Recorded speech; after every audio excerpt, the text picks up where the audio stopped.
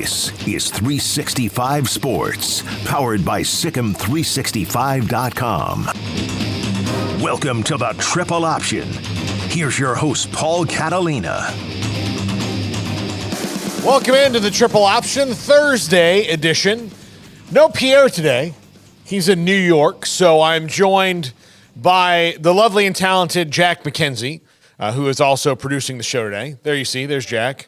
In case you've never seen him before, which means you've probably never watched the show before, but there's Jack. He's over there today. And Jack, we have quite a bit to talk about, but like you've never really done a small talk segment with me before. No, not really. So we're going to do small talk to start the show. I would like people to get to know Jack. This didn't happen, although I think you should, at least for even though you're not going to be here. You didn't decorate the studio for Christmas this year. You didn't give me the decorations you said you would bring. Oh, yeah. No, I haven't been to my storage unit. So, no, I did not. I thought you might just have some. Like, seeing as you are. Money to have some. Seeing as you are a huge Christmas nerd. My Christmas hat's over there. I thought I shouldn't wear it on air. Yeah. But, yeah. No, you are. So, like, on a scale of 1 to Buddy the Elf, like, where from Grinch to Buddy the Elf, like, where are you? I'm definitely not that close to Buddy the Elf. I'm not that kind of energetic person. Okay. But, like, I definitely have a lot of follow-up questions if you say your favorite holiday isn't Christmas. Okay. Where would you put me on the Grinch to Buddy the Elf scale?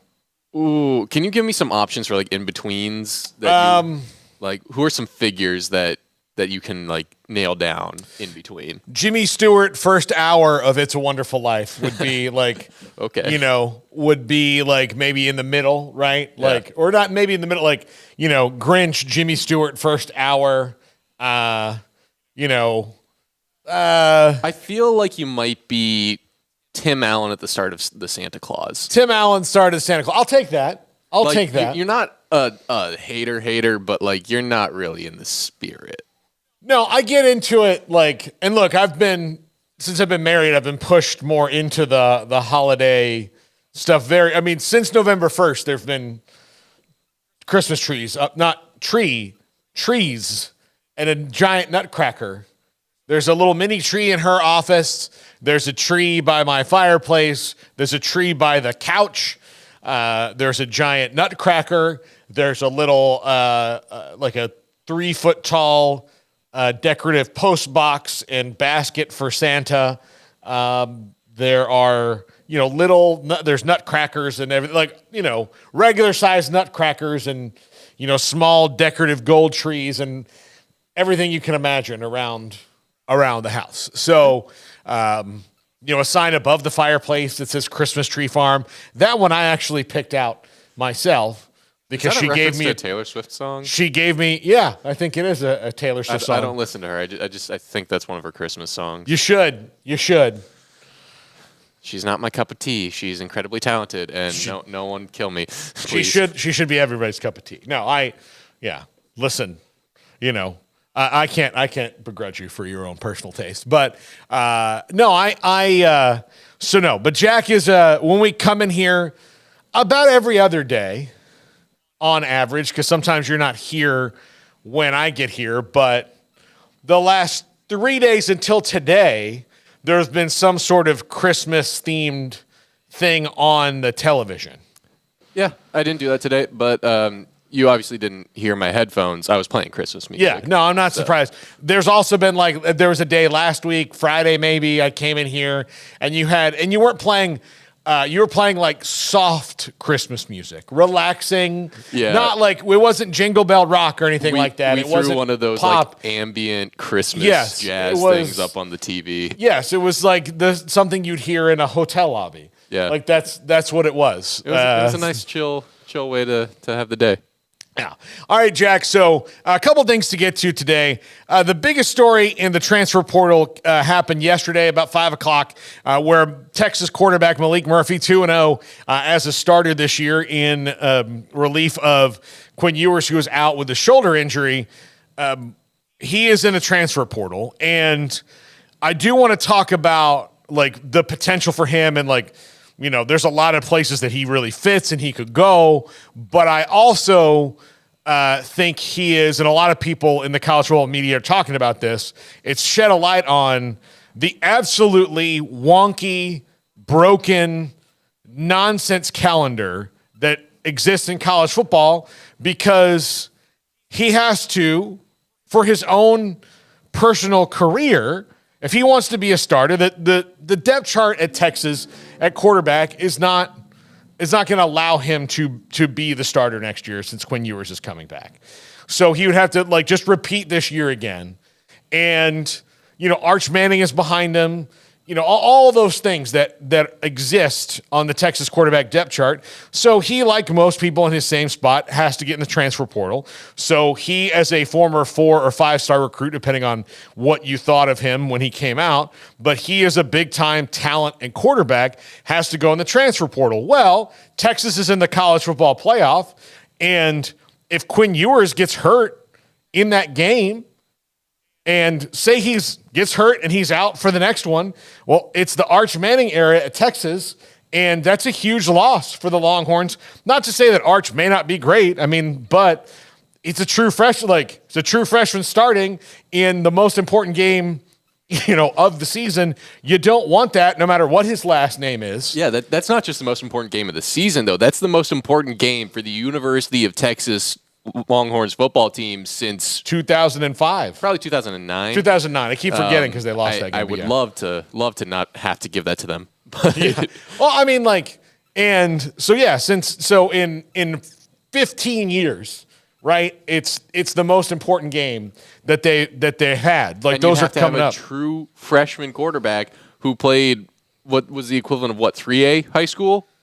Yeah, like that is.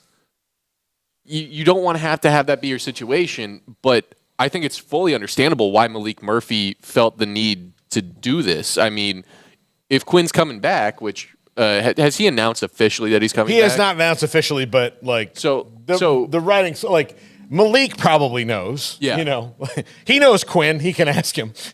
Yeah. So if you think that he's coming back and you're Maalik, you're like, man, I'm only getting older. I'm only losing years of eligibility. I need to go somewhere, prove that I can be a starter at a high level, and it's not going to be Texas. It would be so impossibly tough to beat Quinn out. Not because Maalik is infinitely worse than him or anything. Just once you're the starter, once you're the guy who's gotten your team to the playoff, how are you going to be benched?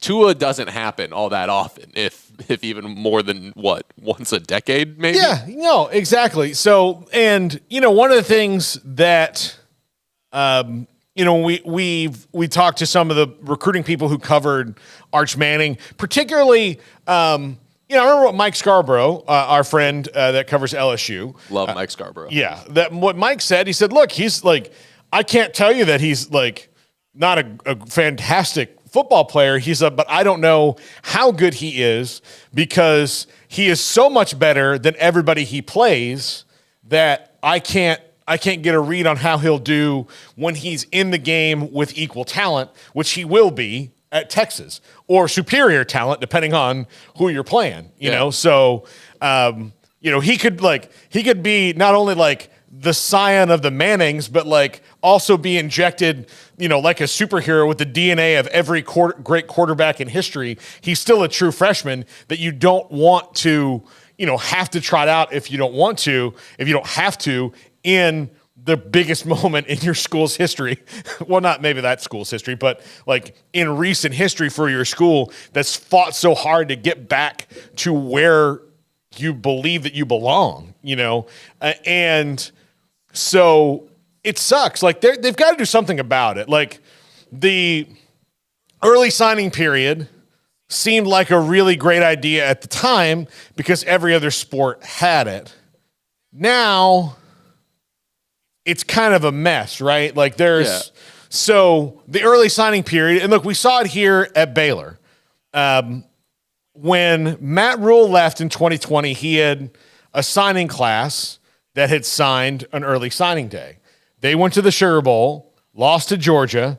Within a week, he's gone, and he's with the Carolina Panthers. Maybe longer than that. I don't know, but it wasn't long. Wasn't very long. Wasn't very long. He's with the Carolina Panthers, and where's Baylor? They've got Dave Aranda. Well, now, if that recruiting class wasn't really the best, and Dave Aranda can't do anything about it or if it's not guys that he necessarily would have wanted, then he can't do anything about it because they've already signed 3 weeks before he got the job. He's put in a position where he's just got to be happy that he has a signing class and that this was a situation where a coach left because of a bigger opportunity, not because he was run out the door. But if you think about the possibility of a coach gets fired after a 2-10 season, and then they have to piece together a signing class in 2 weeks, from a team that was already bad, like all these things. Well, now, like, you're already like, all right, well, that class is kind of screwed. If you don't hit in the portal the next year, you're kind of screwed. So then you're a year behind of where you think you should be overall, maybe 2 now because you've missed on 2 different things. And the calendar is all wonky. So you make a bowl game, great. Oh, crap. Well, now your backup quarterback's going to leave because he's got to go somewhere else. So you're not going to have him for your bowl game. Your starting quarterback might be, might be unhealthy or whatever. So now what if you're a great team with an NFL caliber quarterback who doesn't want to get hurt in a bowl that doesn't mean something? Yeah. So and then you've got all that. Like if you're Georgia this year and you're not necessarily have the quarterback situation they have, but say you've got a quarterback who's looking at the NFL draft being like, well, we're not in the playoff, so I need to make sure I'm ready for the draft. Yeah. And then your backup's like, well, I don't like it here anymore. I want to go somewhere else. Yeah. What? Yeah, you're signing, you've got a 5-star that's behind me that everybody likes, that's probably going to play before me once we get to spring. You signed a 5-star that's going to be the backup, those kind of things. Well, I've been hearing about y'all looking at bringing in a transfer to challenge me in the spring. No, I want to go somewhere where I am going to start. Yeah, I'm just going to go. And then here you are in the Orange Bowl potentially, right? On your third-string quarterback. on your third-string quarterback, and not because anybody got hurt, just because they all left. Yeah, the calendar has to absolutely change and start to make sense. You can't be playing games while the transfer portal's open. Yeah. Yeah, you can't be playing. Exactly. You cannot be playing games while, especially right up until so the transfer portal does actually close in the middle of the bowl games, right? Before it opens again in the spring. Yeah. But so say you're Texas Tech right now. You're at the Independence Bowl getting ready to play, but anybody on that roster could get pissed off and leave the day before the game. Mm-hmm. Like, that's how weird this is, and it doesn't make sense. And one of the most amazing things, and college football is now like the NFL, it's a year-round sport, right? It's a year-round sport where there's all these things going on. The NFL has been very brilliant with its calendar where each month they have a big thing. So, in January, it's the end of the playoffs. In February, it's the Super Bowl and the combine. And then in March, it's free agency. In April, it's the draft. June, you've got mini camps. So there's always something to talk about. July, is kind of the deadest month. But again, it's training camp start at the end of the month, and then you're into your preseason and season. So college football would be best served to come up with an idea that would fit its calendar better and make, look, part of the other thing is that free agency is before the draft for a reason, so that you can address things knowing that the draft is a crapshoot. Because if you go into the draft saying, we better get a linebacker in the first 2 rounds who's going to start for us, who can start for us, well, unless you've got the first pick in each round, there's no guarantee that you can control who you're going to get, right? And even if you have the first pick in the second round, there may not be control over, depending on who's available to you. So it's the exact opposite with college football, where you know what you can get in your recruiting class for the most part. There's not going to be too many flips or anything. Hey, we need a guy at this position. We're going to get a guy at this position. He's going to be young. He's going to be raw. But, we are filling areas of need. Transfer portal, it's a lot more of a crapshoot. it's a different kind of competition for the same guys. Go ahead. Okay, I'll give you an example. Miami is hosting every portal quarterback that will take a flight down there, and they should. Yeah. But they're still, even though they'll get one, there's a non-zero and a larger than non-zero chance that the people, like the top 5 they want, could all go somewhere else. And then they just got to be like, okay, you want to come to Miami? Really? Great. I've never been outside of Duluth before. Thanks, guys. I'm happy to be there. And then you're kind of screwed because you wanted Cam Ward or Dante Moore or Will Howard, and then you've got somebody that's in the middle of that like, all right, he's fine, but you're right back where you started. So, yeah, like you can have all that, but you have no idea how it's going to work out for you. It's got to balance out somehow because it is. Yeah. None of it makes sense. And there's one more problem I want to raise with all this because we got close to it in that, like, the schedule's messed up. And a problem here is that you're not just trying to hold your sports schedule. Like, the NFL only really has to cater to the NFL schedule. College sports, you have to work around the student athlete of it all. You have to work around the academic schedule. And so you've got to find ways to schedule out the portal windows and the signing days and all of that to match not only the majority semester systems, but how's it going to work for the schools that are on quarter systems like UCLA? Yeah. Like, there are issues there. There are big issues there because to be on a team, you have to be enrolled in classes. Well, dates to be enrolled in classes, they only last so long. And frankly, I don't think there's even a window where enough kids could visit schools between the end of the playoff, like the national championship game on what this year's going to be, the 8th? Yeah. The 8th of January. And when classes like across the nation start and you can't enroll in classes anymore, like maybe that's a big enough window for like one visit here, one visit there.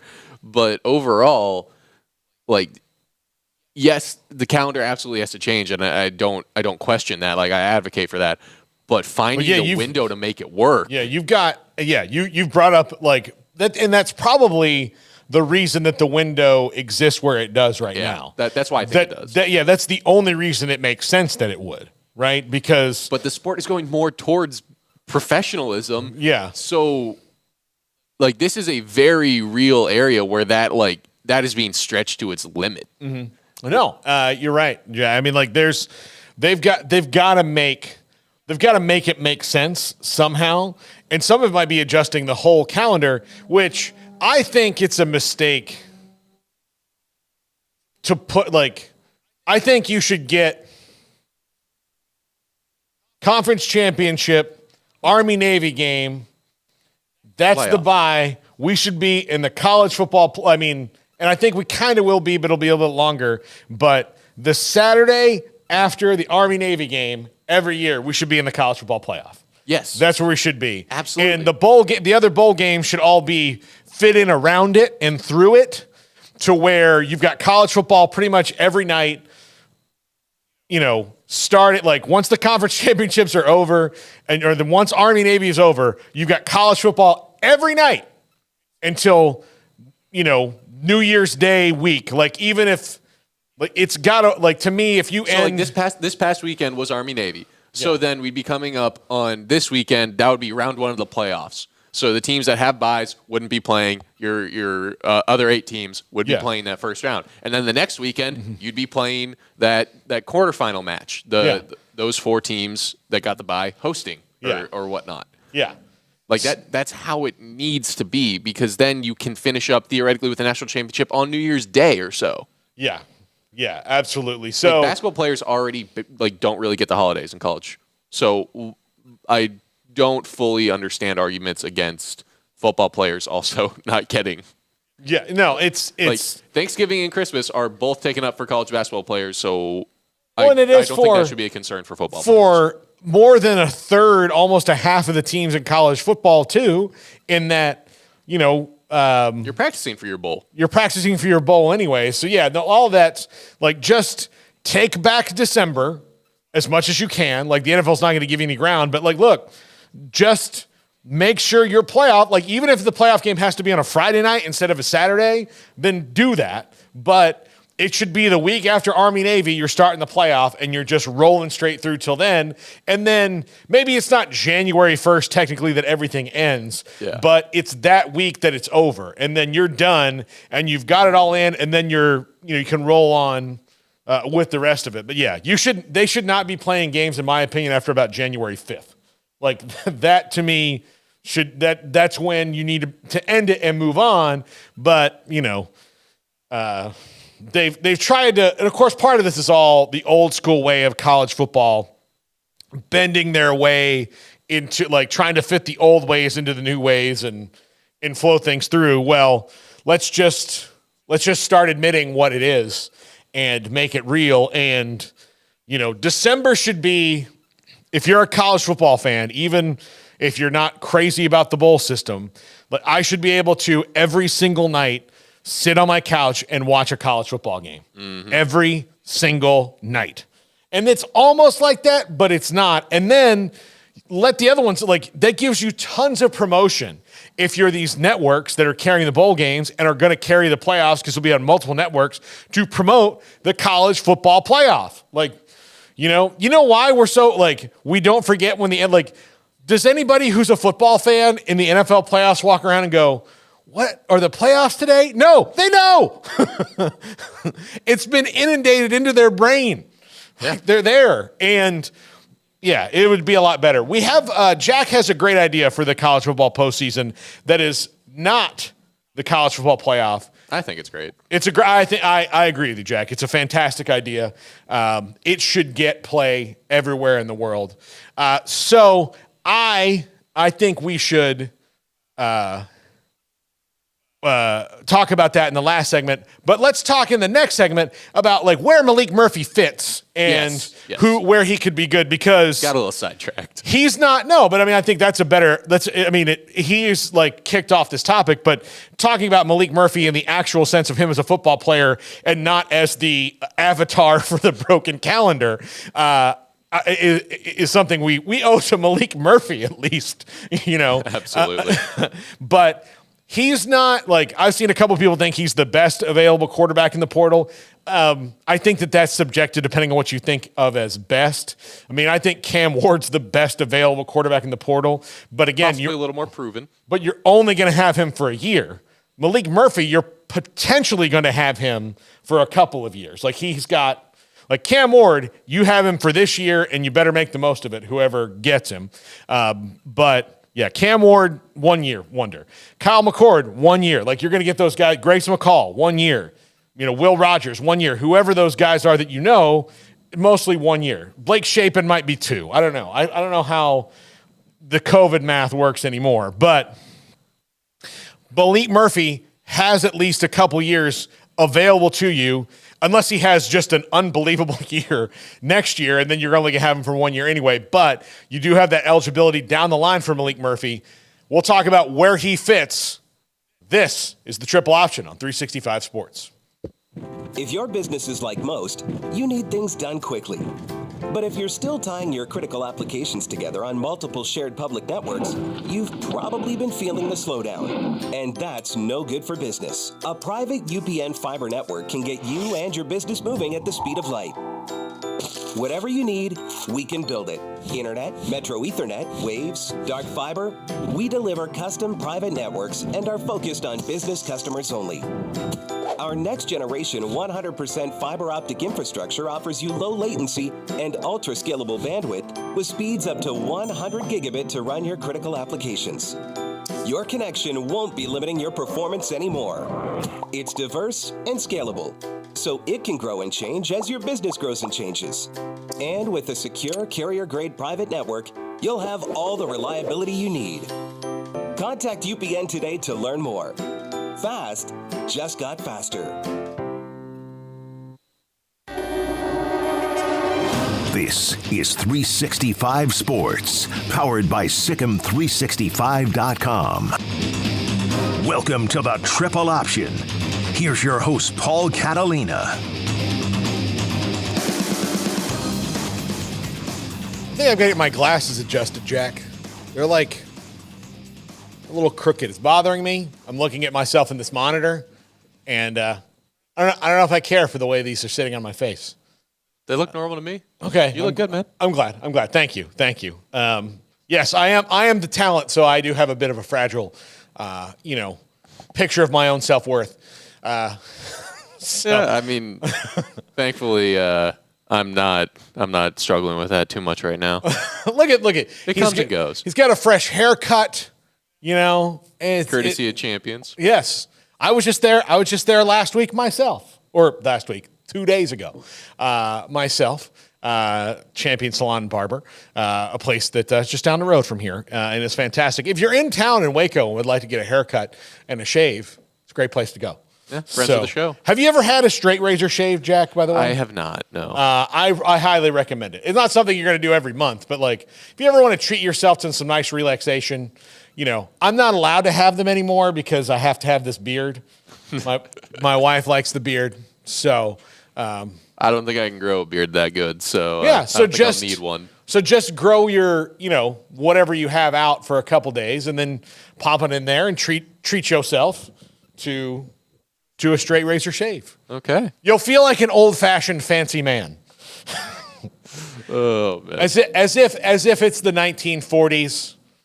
They'll put the hot towel in your face. It's great. Straight razor shaves, fantastic. Fantastic. Hot towel does sound nice. Yeah, I'll never be able to have one again as long as Amanda still likes this beard. If it goes to a point where she's like, yeah, I've changed my mind. Kind of like how you liked a band when you were in high school and then you hear them when you're older and you're like, I was probably just riding the wave. Yeah, I haven't run into that too much, but every now and then it hurts a little. It's like, oh, I liked that. Yeah, you're not too it'll happen more the older you get when you realize this was totally music for someone who was 19 years old. And then when you're 39, you're like, that makes me nostalgic, but I'm not going to really rock to it right now. Oh, yeah. There are a couple songs where I'm like, oh, I love this, but I love it because it was a high school memory. Yeah. No. I mean, for me, and it was college, but it was Creed. Oh, for me, and I don't know if this might date me or not, but it was the Chainsmokers. Oh, it doesn't date? Not. I mean, I just dated myself with Creed. Yeah, I know. I know. Just I don't know what people think of Chainsmokers these days. No.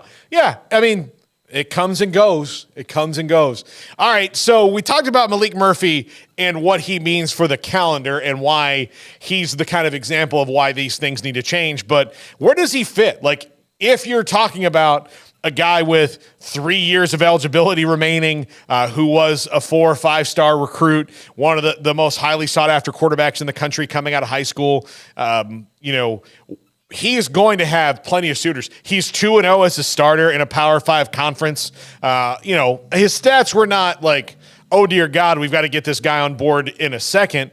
If you just look at the stats, I mean, he threw for 400 some odd yards in the 2 games, 3 touchdowns, 3 picks. So that the 3 picks aren't good, but again, his first 2 starts, he came in at the end of the Houston game and was so keyed up. I'm surprised he didn't throw the ball through the wall. But he has a laser rocket arm. He's got an NFL body today, and you just have to polish it. You don't have to build him into that. And so he's 6'5", 238, something like that. Not super fast or mobile, but mobile enough and has enough escapability. He reminds me a lot of Dante Culpepper when it comes to size and strength and skill set, and someone who can do that. So to me, if I'm Maalik Murphy, the places I'm going to go are the places that can make the most of my skill set right away. And I don't necessarily I'm not going to run away from competition because, everybody's going to put you in a quarterback competition, but I'm going to go somewhere where I can win at the level I was winning at Texas, because he really did enjoy being part of that team. And this has nothing to do with him being mad at Texas. It's just the reality of the situation. And that's going to get me ready for the NFL. So my first choice, if I'm Maalik Murphy, is Ohio State. Really? And my first choice, if I'm Ohio State right now, actually moves on from Cam Ward or someone like that to Maalik Murphy because of what I can do for the next couple of years with a guy like that in the fold. I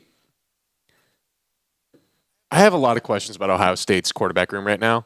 Well, I mean, right now it's just Devin Brown and then a bunch of incoming freshmen. Yeah, but I almost feel like they might want the reset. They might.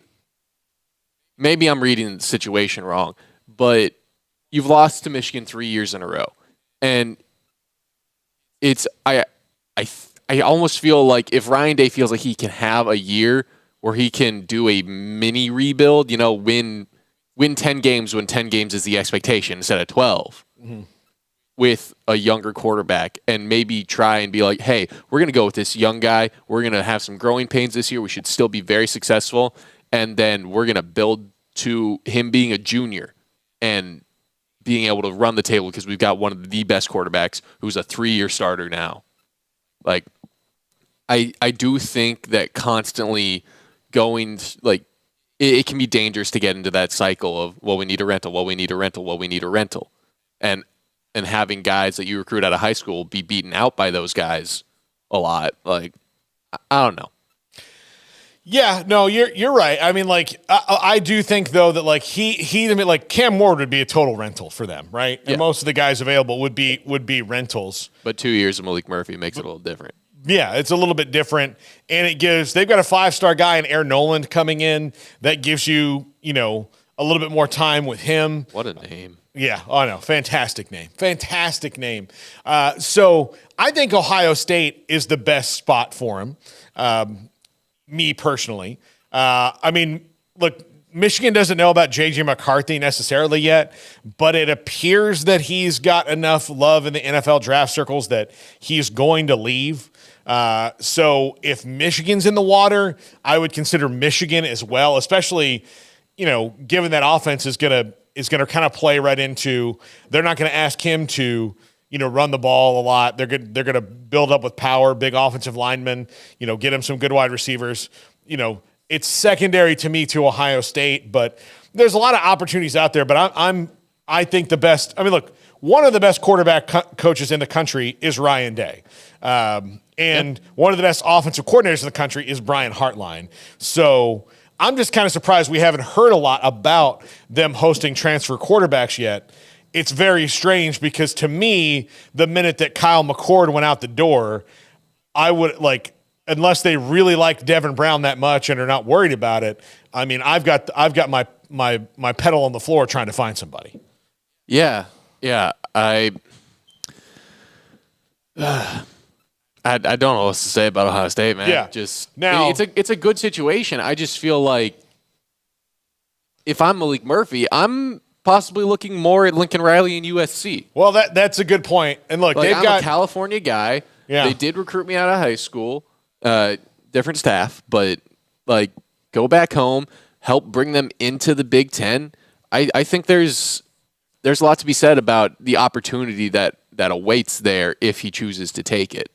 Yeah. No, I mean, I think that there's a ton there for him because look, if you're saying which coach can get me to the NFL and get me noticed more, then there's Ryan Day is great, but Lincoln Riley's the trump card there. I feel like C.J. Stroud was the first Ohio State quarterback to hit in a while in the NFL. Correct me if I'm wrong. You can the jury's still out on Justin Fields, who predates C.J. Stroud. As a Packers fan, no, the jury is they've come back.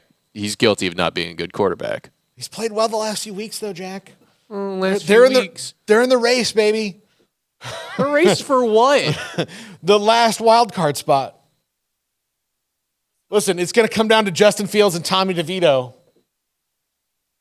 So you're saying my Packers are going to get the 6th spot? Yeah. You'll be if they get in. Because legitimately, I would take Jordan Love over Justin Fields. Oh yeah, no, me too. Because Justin Fields is a guy who's trying to not be a running back in the quarterback position.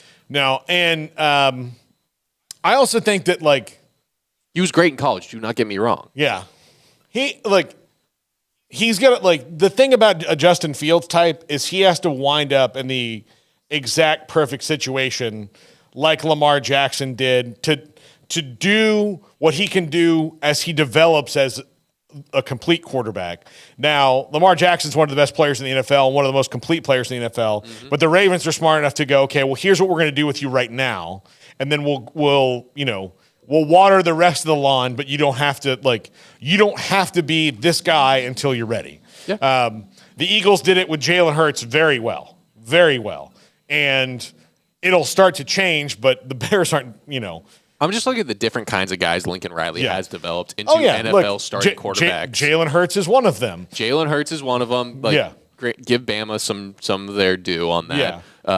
But you're looking at Baker Mayfield, Kyler Murray, Jalen Hurts. Like, I trust Caleb Lincoln Williams Riley now more. Is the next one. So I trust Lincoln Riley more. Yeah. So if Malik's work ethic and talent are good enough, then I think Riley will get him to the NFL, and it would be more of a sure thing than Ryan Day. Yeah. No, I agree. So, like, to me, because I think a lot of other things are fairly similar. Like, you're probably going to have a better supporting cast at Ohio State, but USC isn't going to be far off on the offensive side. Yeah.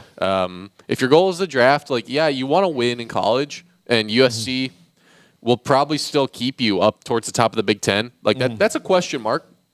But there's a lot of opportunity there. You live in a nicer place, closer to home. You're not going to get any less NIL money from USC in LA than you would get from Ohio State.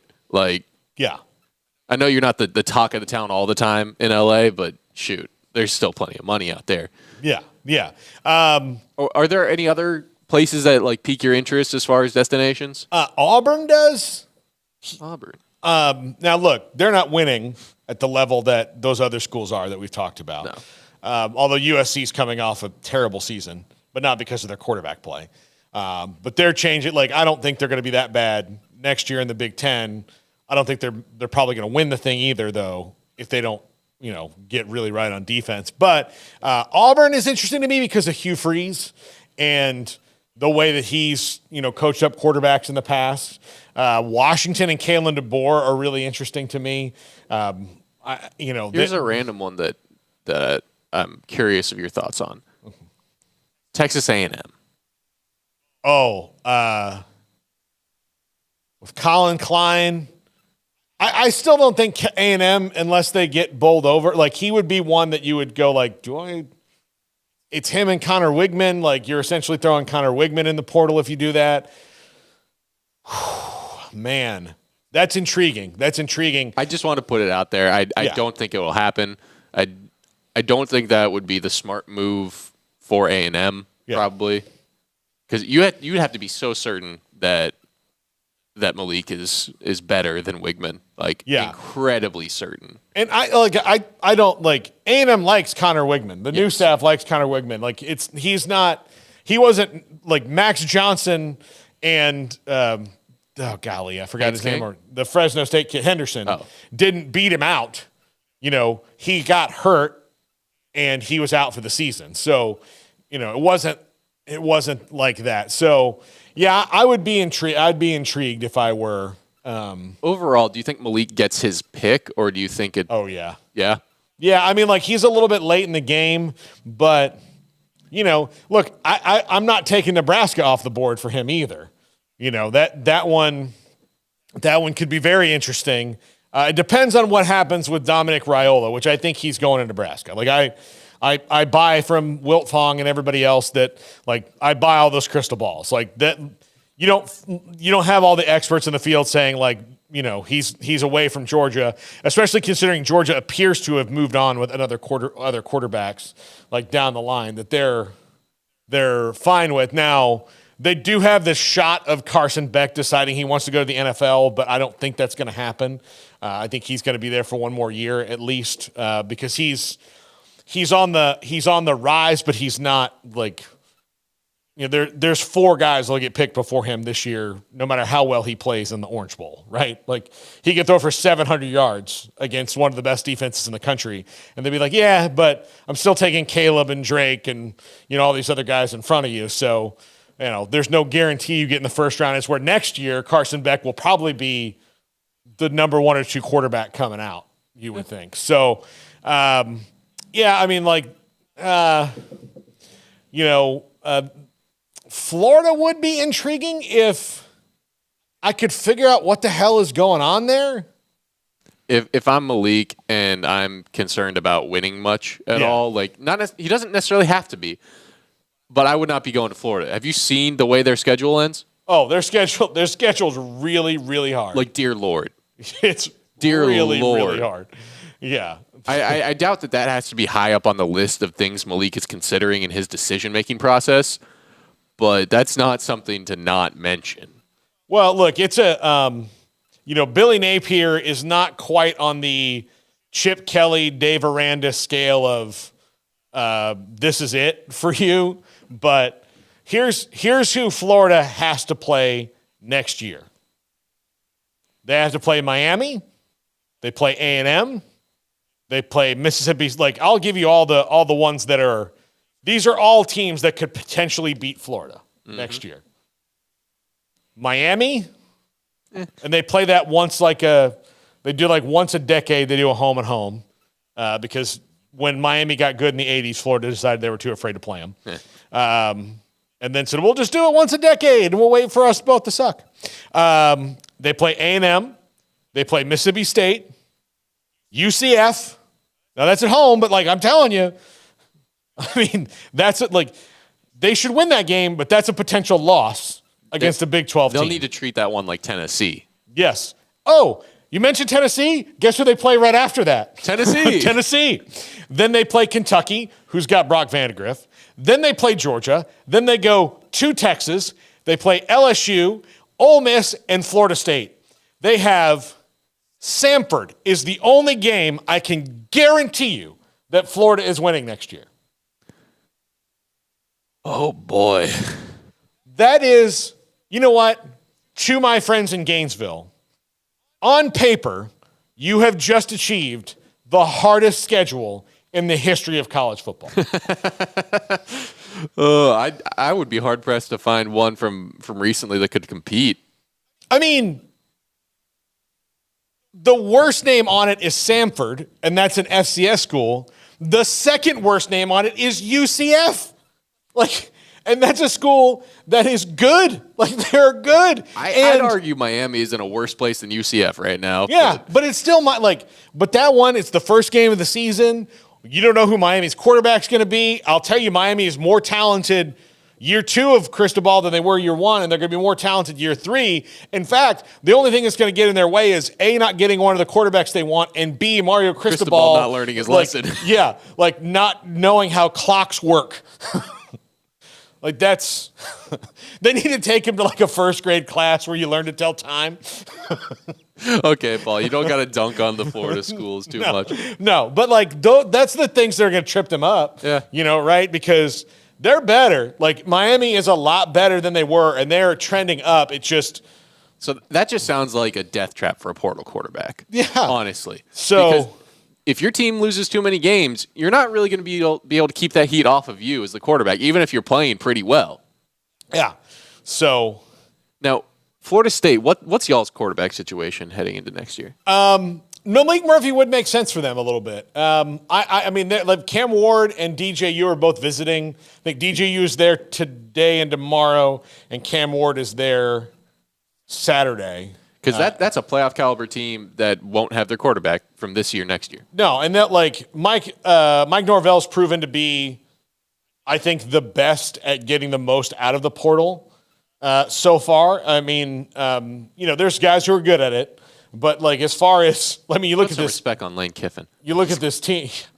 Look, is Lane Kiffin in the playoff? No. Come on, I was joking. Yeah, but no, and I said Florida State's not either, but should have been.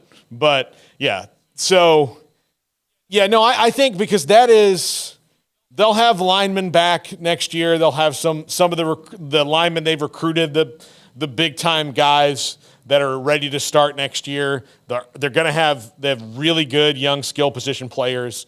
The defense is still going to be really good. So yeah, I mean, if I'm Maalik Murphy, I would consider Florida. If they call me, I'm going. That's for sure. Yeah. I'm definitely going. I'm going to take a visit. I don't know if because they've got Brock Glenn, and then they've got Luke Kromenuk coming in if that's like necessarily what they want to do. Hi, Cole. One of I our was trying to go photographers. so well playing it off. No, I wanted to say hello to Cole, one of our talented new photographers and reporters. Cole, come here. Get on camera. Come here. I'm on camera ready.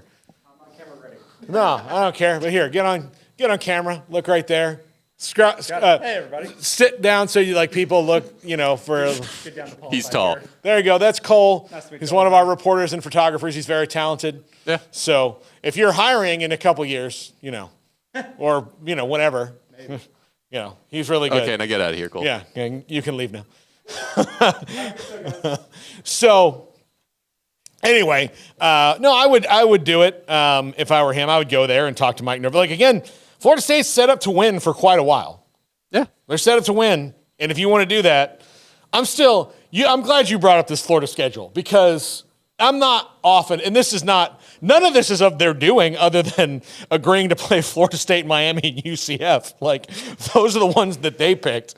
But when they decided, the SEC decided to expand in 2024, they're like, yeah, there's going to be the wheel of doom is going to spend to one team a year where you're just going to all the time, golly. I mean, they do get a lot of these at home. Their first 3 are at home, so that's good. That's a very tough place to play. The Swamp hasn't been the Swamp for a while, though. No, it's not. No, you're very right, but that's the good news for them. But it's better if you're Billy Napier and you know that you have to win and make an improvement on a 5-7 record and a big improvement on a 5-7 record to come back and be the coach again. And they're like, oh, here's your schedule. You're like, oh. Yeah. What did you do to me? What did you do? So, I mean. Well, hey, maybe they could be good enough to make the top 25 by the end of next year. Who knows? Maybe they're that 8-4 team that's in the top 25 just because of how crazy their schedule is. Yeah. No, I mean. You know what that could get them next year? If, they designed the postseason well enough. No. That could get them into into Jack Mackenzie's college football NIT? Yeah. They right. get into my college football NIT. That's a great tease for the next segment. Jack Mackenzie's college football NIT. That's next on the Triple Option, 365 Sports. If your business is like most, you need things done quickly. But if you're still tying your critical applications together on multiple shared public networks, you've probably been feeling the slowdown. And that's no good for business. A private UPN fiber network can get you and your business moving at the speed of light. Whatever you need, we can build it. Internet, Metro Ethernet, Waves, dark fiber. We deliver custom private networks and are focused on business customers only. Our next generation 100% fiber optic infrastructure offers you low latency and ultra scalable bandwidth with speeds up to 100 gigabit to run your critical applications. Your connection won't be limiting your performance anymore. It's diverse and scalable, so it can grow and change as your business grows and changes. And with a secure carrier-grade private network, you'll have all the reliability you need. Contact UPN today to learn more. Fast just got faster. This is 365 Sports, powered by Sikkim365.com. Welcome to the Triple Option. Here's your host, Paul Catalina. Alongside Jack Mackenzie today, and Jack Mackenzie is, look, one day, we might be long past the earth when this happens, but this video will be unearthed on YouTube. God, I kind of hope not. And someone will say, oh, this is, we're going to do it. And we're going to call it the JMI, the Jack Mackenzie Invitational, the postseason JMI tournament that is for the non-college football playoff teams. It's based off the NIT model. Yeah. So Jack, describe to our viewers how the JMI would work. So the JMI would take, understanding that the college football playoff takes what I'm going to call the Power 4 champions plus the best group of 5 champion, and they automatically get into the college football playoff, and then they take another 7 teams to fill out the rest of their bracket. The JMI would take the other 4 Group of 5 champions, give them automatic bids into this tournament, and then use the rest of the rankings or some other manner. I don't necessarily want to say a committee because of recent events, but they would fill out the rest of a 12-team field. So you'd have 2 12-team field tournaments in college football at the end of the year. And the second one would guarantee that Group of 5 champions get to play in the postseason and give a bunch of very successful teams that will range from 8-4 to 10-2 probably, a chance to play for a trophy that really should mean something. Because I think it's very impressive to finish in the top 25 out of 133 FBS teams, and to be able to go play postseason, earn money, because I think that a tournament featuring 12 very good top 25 teams would be extremely marketable alongside the college football playoff. You'd be earning good money for your school, your conference, and you would be building your brand to a further extent, helping your recruiting. I don't see many reasons why you wouldn't want to play in this tournament if it were to come about. Look, the NIT, and if you're out there going, well, the NIT sucks, it's dumb, like nobody cares about it, I can tell you who does care about it. The coaches love it. Mm-hmm. Love it. Because if you've got a team that is not quite ready to be on that level but needs to learn how to do it, then getting in the NIT is invaluable. Baylor's won the NIT. They've played in the final in the NIT, and now they're one of the best. Like, those NIT runs set them up for what they are now, which is a year in and year out NCAA tournament team. They're going to be Big 12 title contender. Big 12 title contender. They're pretty much most years going to be a 4 seed or above from here on out. Like, they've established that credibility, and 4 is I say 4 or above. 4 would mean, to me, the way that they recruit talent, like a ton of injuries and you kind of like stumble your way through the season a little bit. But they're not where they were, where they're like, oh, hey, they're a 9 seed. Woohoo! Glad to be in. Like, they're past that now. They're one of the elite programs. And the NIT set them up that way.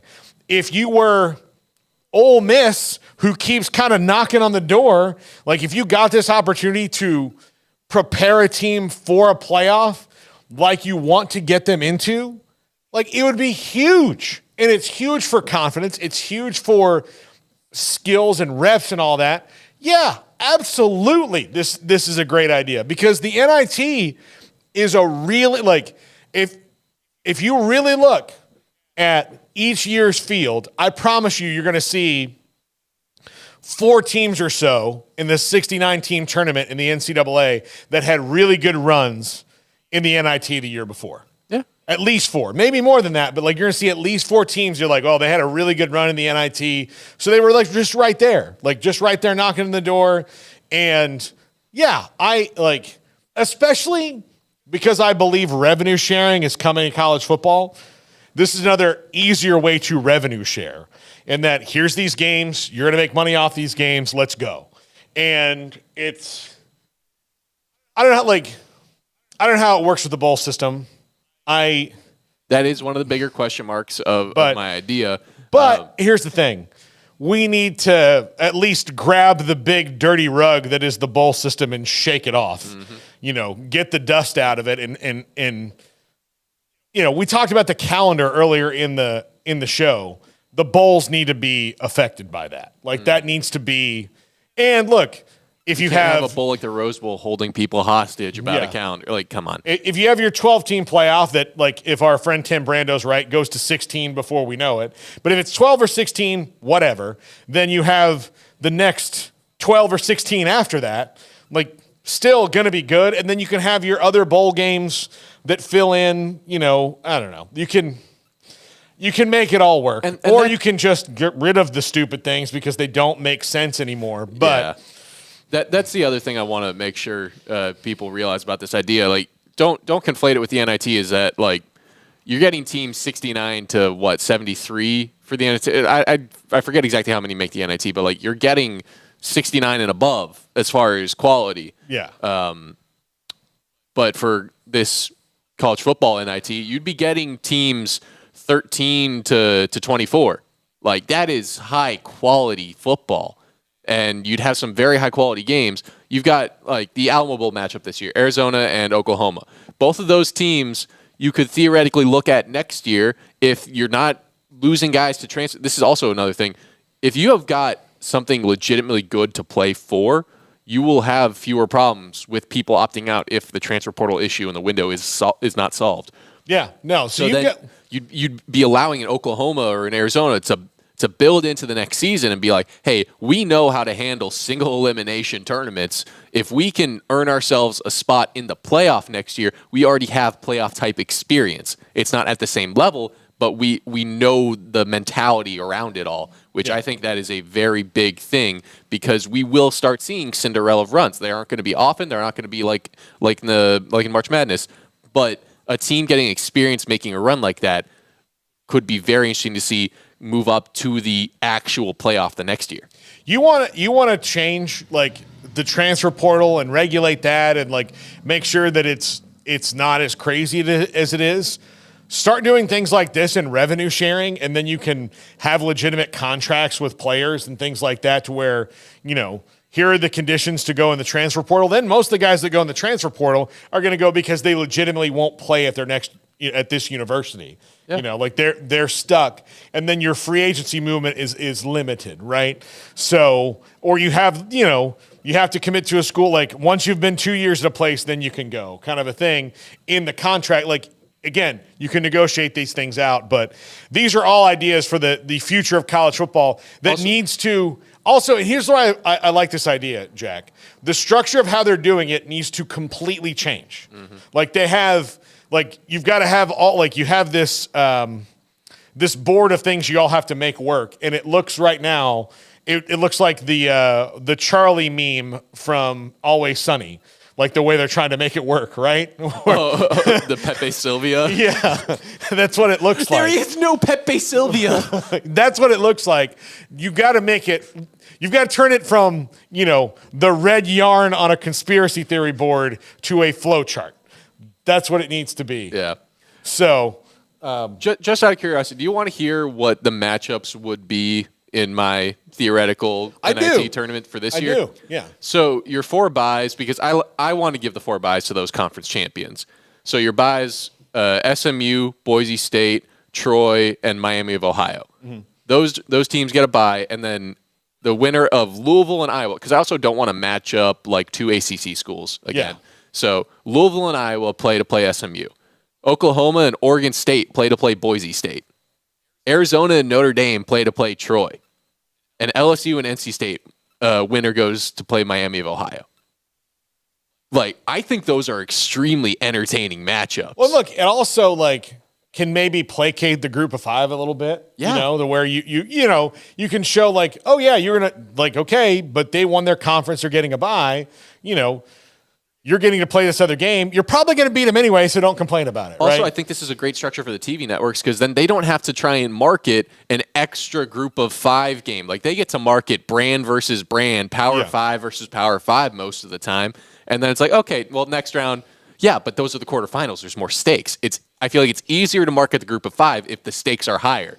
Yeah. So I don't like. That's why I think that this structure works. And then past that, say all the group of 5s lose, then you've got semifinals that are Power 5 versus Power 5. If not, all of a sudden you've got your kind of Cinderella team from the group of 5 where they're already in the semifinals. Yeah. Like you're solving your own problems without putting the group of 5 behind the 8 ball again. Yeah. No, I absolutely love this idea. When I'm the boss of college football, Jack, we are enacting the JMI. Okay.